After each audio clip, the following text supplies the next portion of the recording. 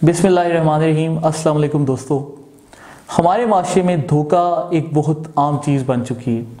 मुख्तलिफ़ ख़ानदानों में लोग एक दूसरे से धोखा करते हैं, मुख्तलिफ़ दोस्त एक दूसरे से धोखा करते हैं और यही धोखा बढ़ते बढ़ते आज हमें पाकिस्तान में सेनेट के इंतखाबात में भी नज़र आया, जिसमें पाकिस्तान के बहुत से मुंतखब अरकान असम्बली ने हुकूमत के साथ भी धोखा किया। दोस्तों, इस वक्त जो सेनेट इंतखाबात में यूसुफ रज़ा गिलानी की 7 वोटों के साथ हुकूमत को बरतरी हासिल हुई है, इसके पाकिस्तान में बहुत से असरात होंगे। नंबर 1 तो ये कि अपोजिशन जमातों का इत्तेहाद मजबूत होगा। पीडीएम की जो जमातें हैं उनको लगेगा कि उनका बयानिया ज़्यादा मकबूल हो रहा है।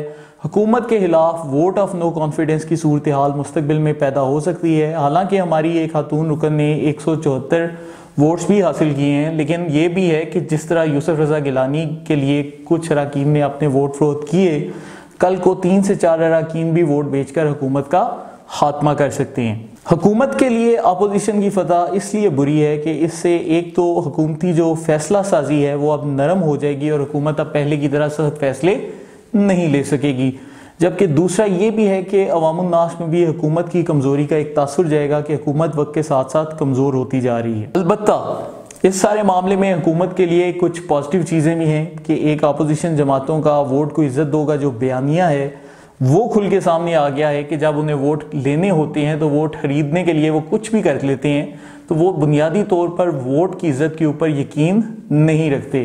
हुकूमत का इससे एक अवामुन नास में मुस्बत इमेज ये भी गया है कि हुकूमत जो सी है वो अपने अरकान से वोट नहीं खरीदती, उनको पैसे नहीं देती और हुकूमत की कोशिश यही है कि ईमानदारी के साथ इंतखाबात करवाए जाएँ। लेकिन दोस्तों, इन सारी बातों के कते नज़र इस वक्त हमारे जो लोग हैं वो यही बहसें कर रहे हैं कि सेनेट इंतखाबात में जो तहरीक इंसाफ को शिकस्त हुई है इसमें फ़लाने का कसूर है, शायद शहरियार अफरीदी ने वोट नहीं डाला, ज़रताज गुल वज़ीर की वजह से हो गया, फ़लाना होता तो ये होता, फ़लाना ना होता तो क्या होता। पर मेरे ख्याल से ये सारी बातें छोटे लेवल की बातें हैं, हमें बड़े लेवल पे बात करनी चाहिए और असली जो बात का क्रक्स है उसकी तरफ आना चाहिए, बजाय इसके कि हम ही आपस के चोंचलों में एक दूसरे के साथ बहस करते रहें। अब दोस्तों, मैं यहाँ पर आपके साथ 3 अहम वाक़यात का जिक्र करना चाहता हूँ। सबसे पहले तो मीडिया के ज़रिए जो तहरीक इंसाफ के MPAs ने गुज़िश्ता सेनेट इलेक्शन में वोट फरोख्त किए, वो वाली वीडियोस का स्कैंडल आप सब ने देख ही लिया होगा कि किस तरीके से MPA हजरात बैठकर अवाम से वोट लेकर उन वोटों की मंडी लगाते हैं और अपने वोट्स फरोख्त करते हैं। इसका एक दूसरा अहम वाक़या ये भी था कि इसी साल फरवरी में राजा परवेज़ अशरफ ने कौमी असम्बली में खिताब करते हुए कहा कि जितने भी हुकूमती अरकान हैं उन्होंने हमें यही बोला है कि हम आपके सामने डेस्क बजाते रहेंगे, लेकिन चूंकि आपने हमें एडवांस रकम दे दी है इसलिए सेनेट के इलेक्शन में हम वोट आपको देंगे।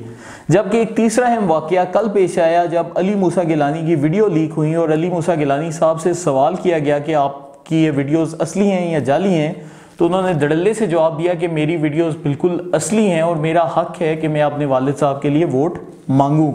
आपको ये चीज़ जहन में रखनी चाहिए कि अली मूसा गिलानी ने उसी वीडियो में ये भी बोला था कि हम आपको सिंध के तरक्याती फंड में से 10 करोड़ रुपए देंगे, जिनमें से 5 करोड़ रुपए साईं आप अपनी जेब में रख लें और 5 करोड़ रुपए अपने हल्के पे लगाएं, इससे आपका फ़ायदा होगा।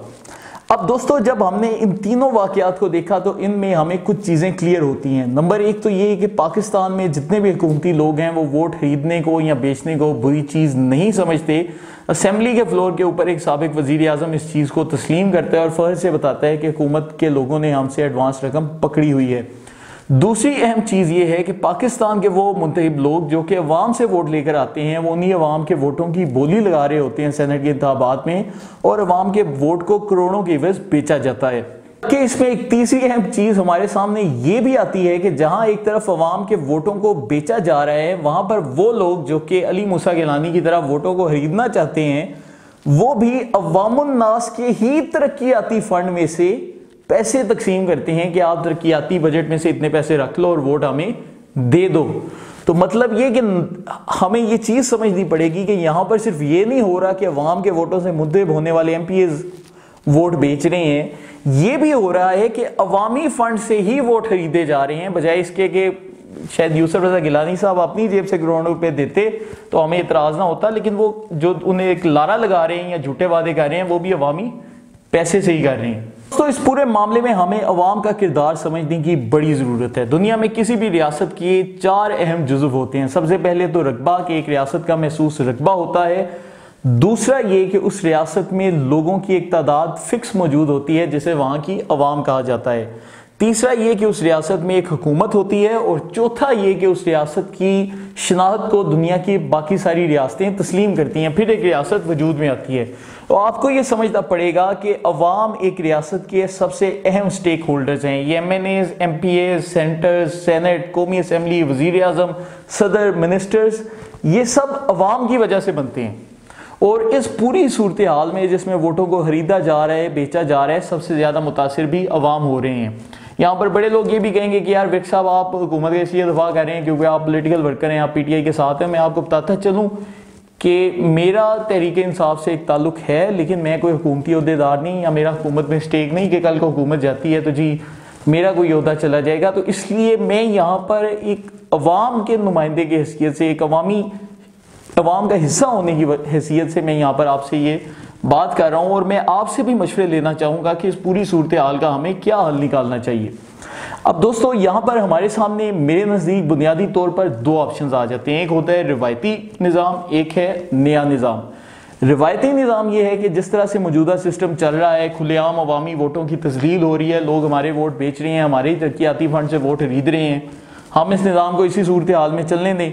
अगर फ़र्ज़ किया कल को हुकूमत ने इसी रिवायती निज़ाम में जीतना है तो हुकूमत फिर बड़े बड़े सरमायाकारों को, इंडस्ट्रियलिस्ट को अपने साथ मिलाए, उनसे पैसे ले और उनके फ़ंड के ज़रिए हुकूमत भी आइंदा आने वाले सेनेट इलेक्शन में लोगों को खरीदे और फिर अगली दफ़ा हुकूमत जीत जाए।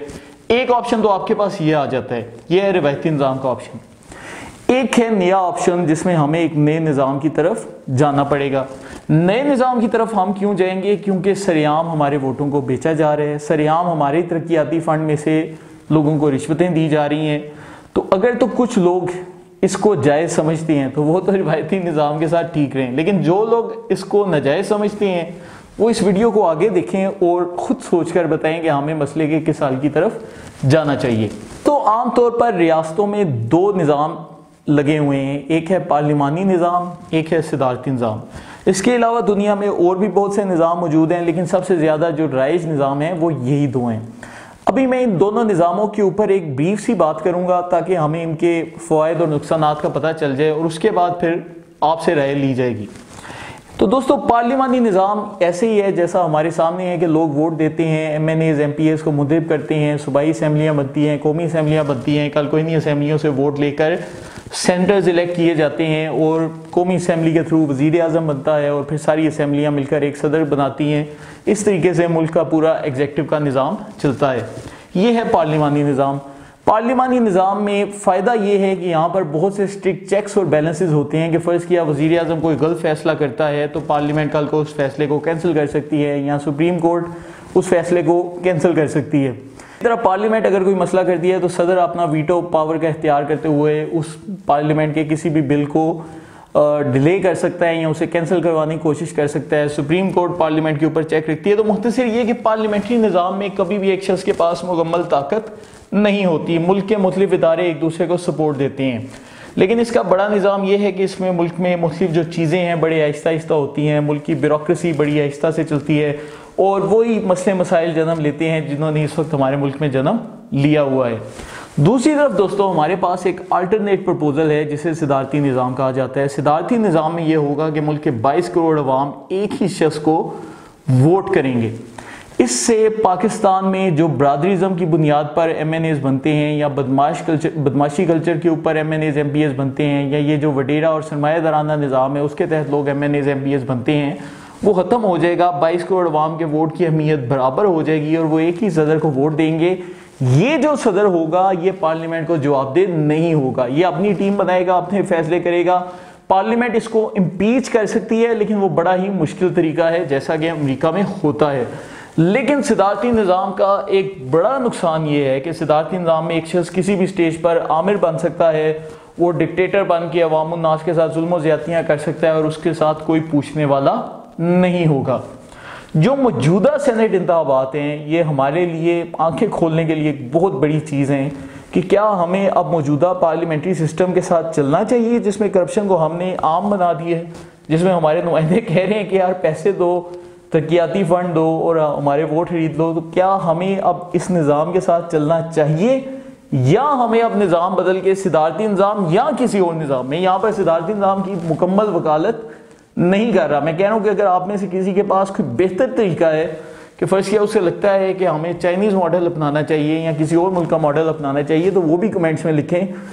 पर मेरे ख्याल से इस वक्त हमारे माशरे में जिस लेवल पर धोखा आ चुका है कि हमारी असम्बलियों में सरेआम नज़र आ रहा है, हमें अब इस मसले का हल करना पड़ेगा। और इस मसले का हल ये नहीं हो सकता कि हम 4 MNAs या 4 MPs को कसूरवार ठहरा कर ये बोलते हैं कि तुम लोग वोट चोरी करते हो। हमें अब पूरे सिस्टमेटिक ओवरहॉल की ज़रूरत है कि हम पूरे निज़ाम को बदलने की तरफ जाएं।